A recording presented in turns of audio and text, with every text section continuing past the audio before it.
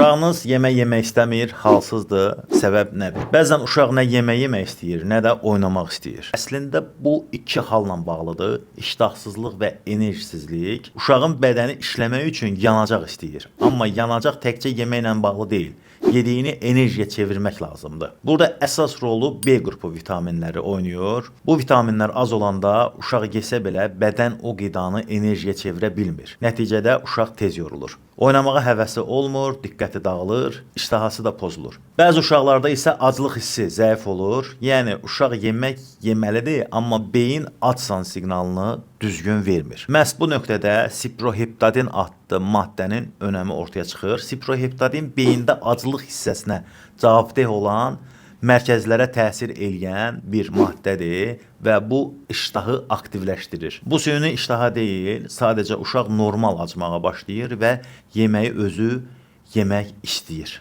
Bax, trimetavit də bu prinsipə əsasən hazırlanan bir məhsuldur. Tərkibində siproheptadin və B qrupu vitaminləri var. Bu kombinasiya uşaqlarda həm iştahın normallaşmasına, həm də enerji səviyyəsinin yüksəlməsinə kömək eləyir. Trimetavit şərbət formasındadır. Yeməkdən təxminən 30 dəqiqə əvvəl qəbul olunur və həkim və əczaçıların tövsiyəsi ilə əksər apteklərdən əldə etmək mümkündür. İzlədiyiniz üçün təşəkkürlər. Videomuzu bəyənməyi unutmayın.